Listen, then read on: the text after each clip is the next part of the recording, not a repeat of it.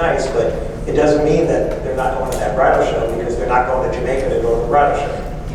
So whether they want to bring you is, again, going back to, if they perceive that they want you to be their photographer wherever it is, then they will bring you wherever it is. See, I've second shot and I've advertised for those photos. I offer free travel fees to Virginia. We were in the Swiss Alps and I saw people taking selfies and I offered professional photos for free. And I just feel like I'm doing these things, but I didn't know if there was like a specific place where a lot of people are finding good success rates with like marketing techniques specifically for that type, or if it's just about exposure with the experience that I currently have. Advertising and marketing is about audience. Yeah.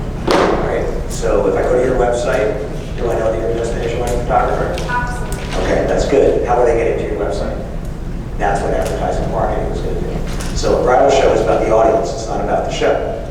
Those people will never exist ever again as a cohesive group that they did that day.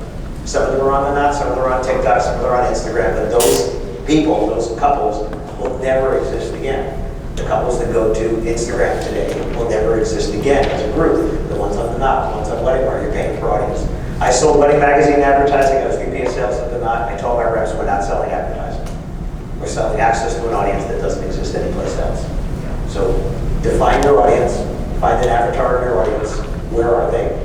You can go onto Facebook and target people who are engaged, who are following stuff in Jamaica or whatever, the way you can target it, stuff like that. I'm sure AI can help with those kind of things. But it's the audience. Where is your audience is what you're really asking. And that's where you want to be. Are they at a bridal show? Maybe. But are they on TikTok? Maybe. Are they on Instagram? Maybe. But you have to define who is my audience, and then decide, they try to find where they are. Okay? Ultimately, I was going to say similar things, but to summarize it, how it's actually impacted us, because like Eric just had 2 in a row a few weeks ago. I had one a couple of months ago in Jamaica. But when you go to that wedding show the work, but there are going to be people there that have destination weddings. It's just a matter of having the conversation with them, and then with marketing, you draw more of them through your front door. And I don't know that you can necessarily target it outside of SEO and targeting the right audience, but just getting more quantity of people coming through, and then that inclusion of the price with the no travel fees. What we did, and I got this advice from Ron about 2 years ago, and we probably tripled our destination wedding since then, which you're already kind of doing, is the including the travel. So what we did is we just took our packages, included what we wanted to include for travel, and then when they're local, we just discounted. And there's someone who can talk your head off about this whole thing. Her name is Paulina Corvi. You want to write down Paulina Corvi, C-O-R-V-I. And she speaks at big wedding industry conference stuff, all about luxury and destination type weddings. She's really good with branding and marketing and all that stuff. I think if you told her to do a wedding next door to her, she'd say, no, it's not far enough away. I have to do something far away. So Paulina Corvi could probably really help you. And if you do a wedding show, it has to be set up next to a travel agent. Oh. Extra travel agent, start talking before the show. You're going to overhear. Me too. Oh, they're going to Hawaii. Why not? It'd be a good spot. We have a question over here. Who are you pointing out? I thought I So did wait. earlier. Reconsidered. Anything else? Corey had a question. Corey wants to know. Okay, anybody else? 42. It's around the corner down the hall. I'm sure we can talk about this for hours and hours and days. However, I would love to hear some of your opinions on the topic of discounts. Nope. I will be touching on that later. Question, please. The question is... Question about discounts. What are our opinions on it? So the only reason that anybody in the world should discount is to encourage behavior that is not happening on its own. So, well, why would you discount something? You're saying that it's not worth the price that I'm asking. So, you discount to encourage behavior that's not happening. For instance, on a Saturday in October, you should never be discounting because it's the most popular days of the year. But on a Tuesday in July, you could offer a discount because you're not going to get the work otherwise, so maybe you'll do it. So you encourage the behavior that's not happening. If somebody's only buying from you because you give a discount, then they're not perceiving the value, or you're not perceiving that your services are worth what you're asking. So we discount to encourage behavior that's not happening. Why does a store discount something? Because it's not selling, right? Why should you discount something? Because it's not selling. So if if you have 7 photographers and 3 of them are booked on a particular month, you might say, well, I'm going to encourage people to buy the other ones. I might offer it. I like added value, by the way, not discount. I think I said that already today. Added value, not discount. I'll give you more, right? But you discount to encourage behavior that isn't happening on its own. Lately, the only discounts we're giving is for like military discount or something of that nature. Right, so military discount, first responders, things like that. The only thing I'll say with that is be consistent. Right, if you give it, and tell people that you give it. Don't hide it, hold it in your pocket. Right? Anybody here own an Apple product? Anybody get a discount?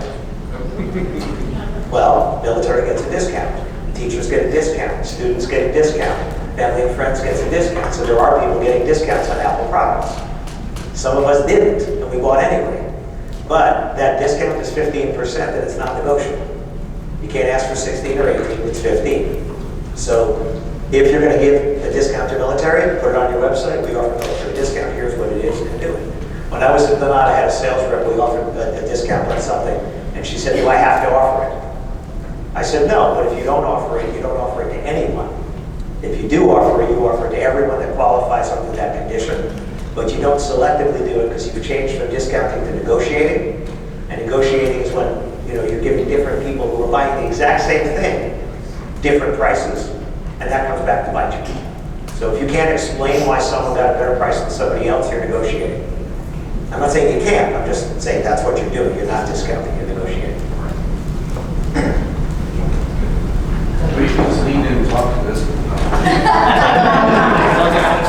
We just met.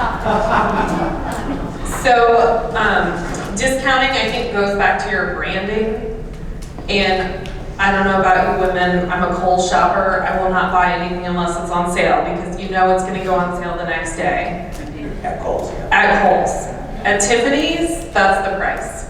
I personally love Tiffany's. I prefer to think that long term, I've always said I want my brand to be around for a long time. So everything you do correlates to how it's going to happen in the future. So we never discount. And I tell my brides, just because you're not a good negotiator, it's not fair to give you a discount and then not somebody else. And I think people understand that. So the way that we tend to do, if we, for instance, have, some Sunday dates in January or things like that, we give a value add. So I might gift them an extra hour of coverage and say, I think looking at your timeline, because you're doing the Catholic split, you're going to need an extra hour of coverage. That's a $300 value.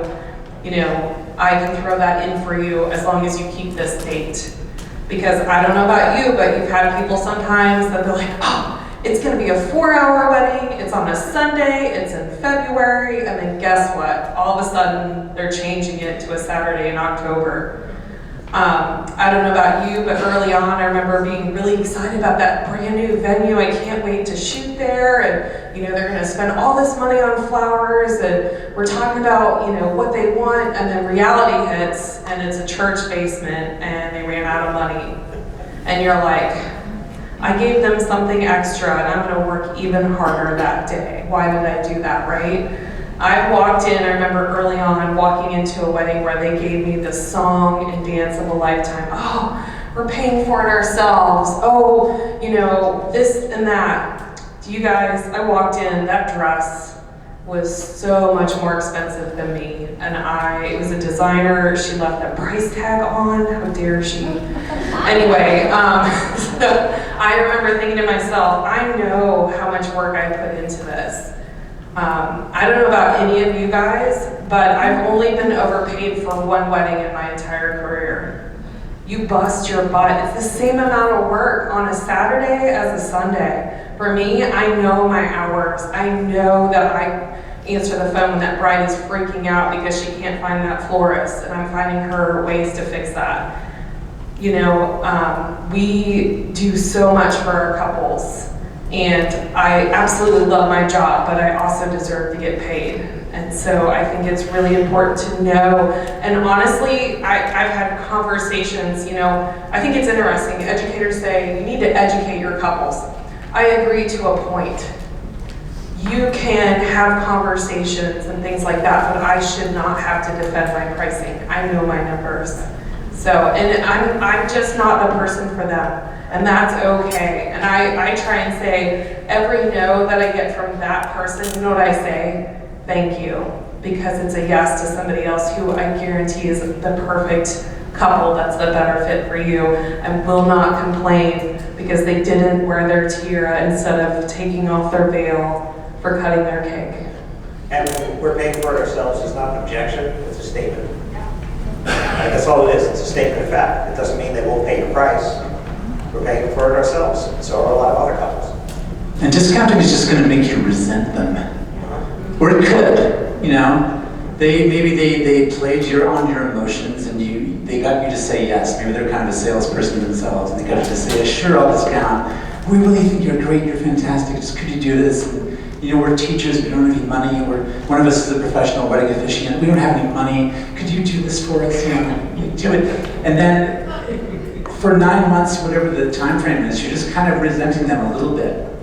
And yeah, like she said, you show up and you see the amazing flower display that's costs more than you do. The DJ, like they hired Doug and he's amazing, like, well, he's not going to discount them. And you just resent, then you resent everyone, and then you're just bitter and angry. And drinking bourbon by yourself. It'll be hard, I promise. No, it honestly goes back to what I said earlier. It is about building that value.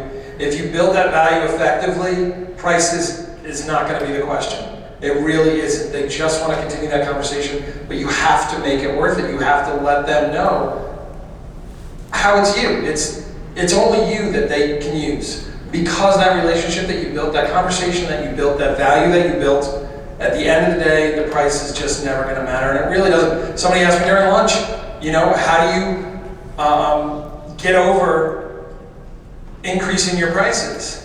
And I say I increase my prices every year. In the last 2 years, I've increased 40%. I never get pushback. I never get pushback because that's never the conversation. It's never the question. It's never the question because